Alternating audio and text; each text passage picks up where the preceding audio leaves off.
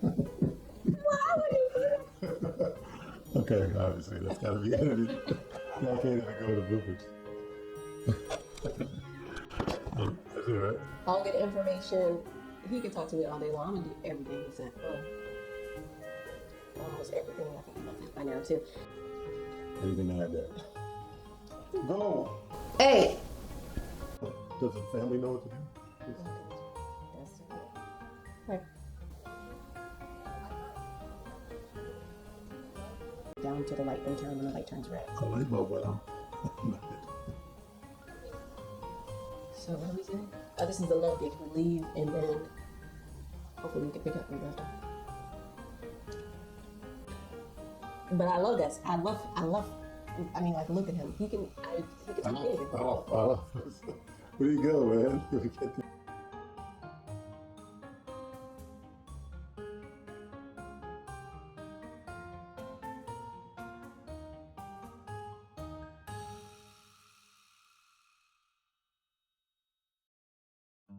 Welcome back to Team Whittaker. I'm Barbara Whittaker. I'm Huey Whittaker. And we're continuing on the path of legacy. This week we're going to be talking about the letter C, which stands for cover and protect. We've been talking about learning, giving, earning and saving, but what happens if something goes wrong? You have an accident, unexpected event, or, God forbid, something worse happens. This step is very key to making sure everything that you've done thus far in the process is not lost because of that incident, accident, or worse. All right, so this is Huey's wheelhouse. I'm going to be here like a prop while he teaches us all the right steps to take in making sure we're properly covered. And the only thing I will really add is, some people have a misconception that this piece is only important if you feel like you have something. We've been talking about this since we started doing the videos, that a lot of times you have more than what you think you have. Never downplay what you were starting with, even if it feels like it's nothing. You can always think about how you can cover what you're trying to build. So keep that in mind. I would disagree that it's my wheelhouse. I mean, I know some things on the protection side, but I don't know all things protection.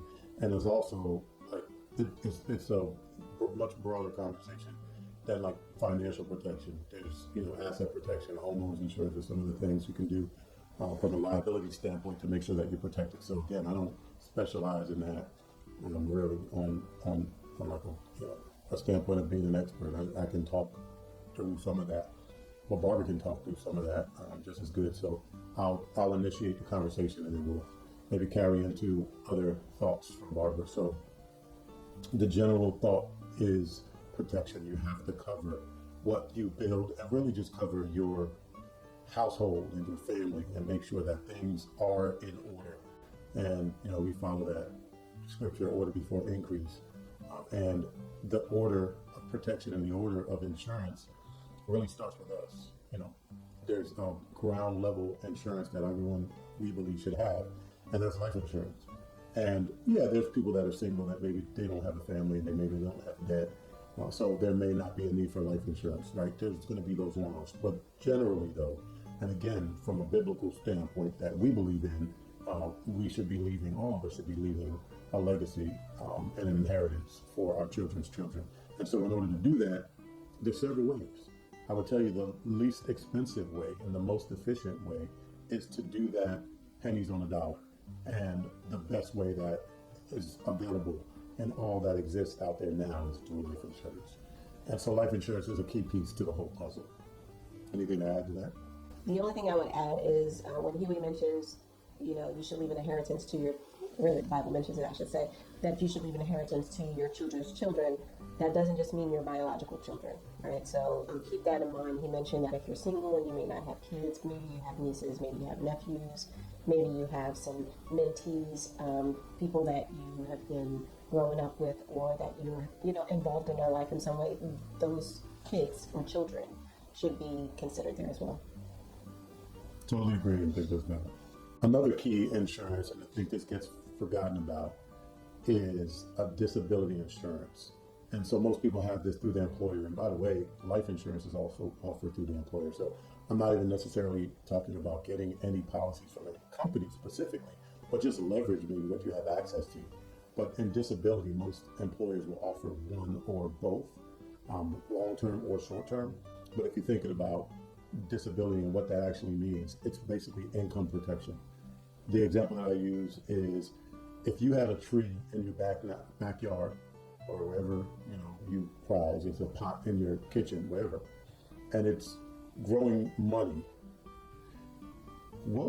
How would you protect that? How important would it be to protect that?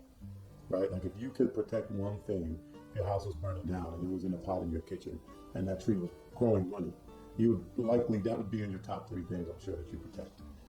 That's how you should think about disability income, because essentially you're the tree. You're the one that's producing income for your family and providing stability for your family. If something happens to you, when you get sick, you can't work, that disability income is gonna be what keeps things going. To make sure there's differences in the insurances that you get, just like in the disability, just like in life insurance. You have to make sure you get what's appropriate for you. Health insurance is another important insurance that you should consider, making sure that you keep. Because if you're employed, definitely, usually, I should say, offered. But if you're self-employed, or maybe you're 1099, you don't have that offered through the employer, so you have to look into other means. And so there are, the Affordable Care Act, you can go and look into if there is something going on there from an income perspective. But really, you just need to make sure that health insurance is available, especially when you have kids involved. Because if something happens, God forbid somebody breaks an arm or something, or you have to go to the emergency room or the hospital, it's such a setback for anyone, and really for adults, if you have to deduce and have this now encumbrance on your credit that's going to be holding you back for a number of years if you weren't able to pay that bill, hospital bill, ambulance bill, or whatever it is. And so health insurance is important, and there's, again, levels of how you can cover yourself. There's add-ons to some health insurance policies like HSA accounts, and you have a high deductible health insurance plan. So again, I'm not an expert in health insurance. I know that you need it for your protection and coverage of your growth trajectory in whatever financial goals that you are looking to achieve. As you're moving through the process, it's very hard to do everything at once. We don't want you to be overwhelmed by saying you should do all of these things right now. But you really should evaluate what has the higher impact and the higher value. And as you become more stable and acclimated to the process, you will want to continue to add insurance as you go along. Yeah, and a couple other things to consider, depending on where you are in your journey. Like umbrella insurance is extremely important from a liability standpoint. If something happens and somebody wants to sue you, having an umbrella policy can protect your assets so that they don't actually come and hit and come after essentially your assets, or at least you're protected.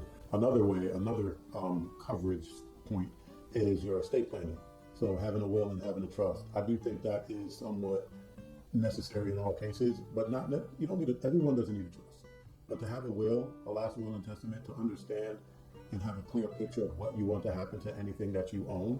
Again, some people feel like they don't deserve that, or they're not at a place where they really have any valuables or assets.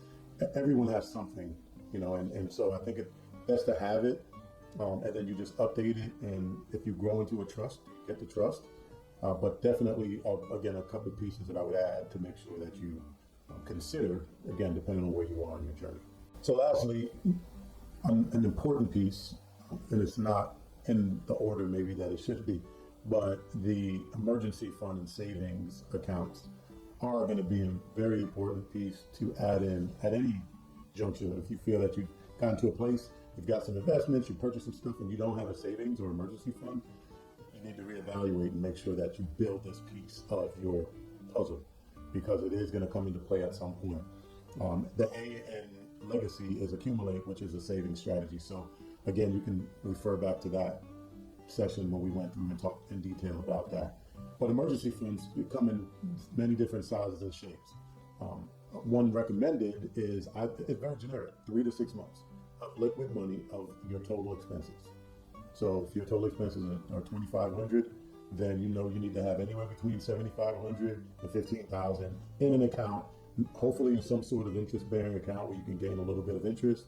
but that money's liquid and safe, and it's there. And if you want to do it out of sight of the mind and build it slowly, or if you have no choice and you have to build it slowly, which is fine, maybe do it out of sight of the mind, because then you won't be tempted to dip into it. Because once we see it's there, you're going to have every notion out there to go in and do something. Everything that you ever wanted, ever, that you now have the money for, that's so easy to just go and swipe the card, is going to be on sale at discount. And it's going to be so perfect, but it's not. The emergency fund is extremely important. You need to make sure you have that and build that, and keep yourself disciplined with that. And the good news is, if you build it over time, you're building a habit as well. So you're not just building the emergency fund, but you're building a habit, and you're setting your mindset now moving forward. So it's going to become a lot more easy to do some of those saving strategies, accumulating strategies as you go, once you accomplish this. And then you feel like, man, I got there. Fine, okay, that's there liquid. Now with us. And maybe it's paying down debt, because you can just, take what you were paying to accumulate the emergency fund and apply it directly to a debt that you might have, right? Because again, everything's important, but we do have to prioritize. It's called strategy for a reason.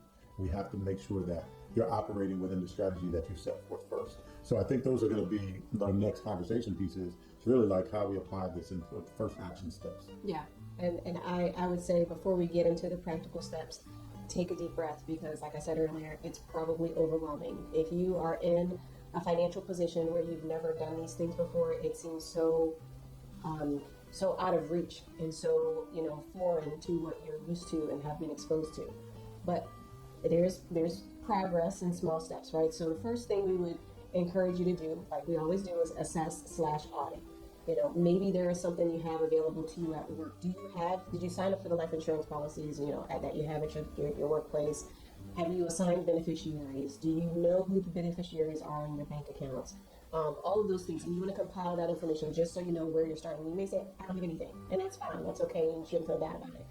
The next thing is to start small. These suggestions or examples that we're giving you in the areas of cover/protect, obviously you've already started making these small changes in how you're learning and how you're earning and how you're giving and how you're accumulating. This is just the next step in the process. So start small. Like Huey said, if you identify, okay, the first thing I need to do, I am the breadwinner, or my income is important to how our household functions, I should probably start with looking at a life insurance policy that I can afford and keep active. You don't want to buy something and then not be able to maintain payment. It goes away and then you got to go through that's not what we're trying to do here. So you want to evaluate, speak to a financial advisor or a financial professional, anybody in that field, get a quote, and know what you need to do. It's okay if you can't do it at that moment, but they probably can find a solution for you with where you are at. Start there, start small. That's just an example. The last thing you can do is just make sure you're having these conversations. When we talk about wills and we talk about, your last testament and your health surrogate, or, whoever is going to be your executor of your estate, or whatever those things may be, it's very important for your family to know what you expect to happen if, God forbid, something were to happen to you. So these are conversations that we have all the time. As our kids get older, we bring them into those conversations. Our parents know about what our wishes are. It's documented. We have it. So speak about it, talk about it. Those are just some practical steps that you could take. Yeah, all of this is rooted in love. I mean, life insurance at the end of the day is really a love gift. I mean, you think about it. We're going to leave here in a little bit and take our daughter to volleyball practice. And there's a real question that comes up every single time you leave the house.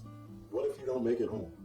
What is the answer to that? And obviously, none of us know the answer if we're going to make it home or not. It's about having the answer of what happens to the family. How do they maintain? How do they continue? Someone may need to take off work for a few months. The spouse, the surviving spouse. The kids maybe need to now rearrange their situations, living scenarios. I mean, all kinds of different things.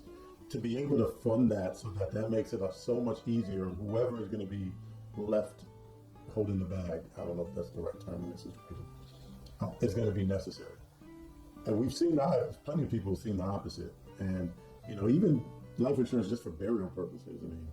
I don't want to say fish fries and GoFundMe. I don't really want to say it, but, it's just, people pass all the time. And wealthy people, Prince, no will. I mean, there's a lot of people that pass away untested. So what I would say is, and I've said this before, and I did hear from someone else that said it, so this is not mine. But if I was the last person to be able to speak to you about these things, life insurance, savings, whatever it is that we talk about in our sessions when we do these podcasts. If I was the last person you were going to have the opportunity to meet, to do this with, would you do it? And if the answer is yes, then why are you not doing it? Right? Like, why are you not taking the steps and the action steps to do so? And then my last part of that is, how do you know that I'm not? Right? Because we don't. And so hopefully this is a call to action that you can now just take some steps, small steps in beginning. It's not going to require, you to just go out and fund your emergency account ASAP, right? But take the necessary steps to get things in motion so that you can better your situation. Every day you're getting better or worse. Let's make today a better day.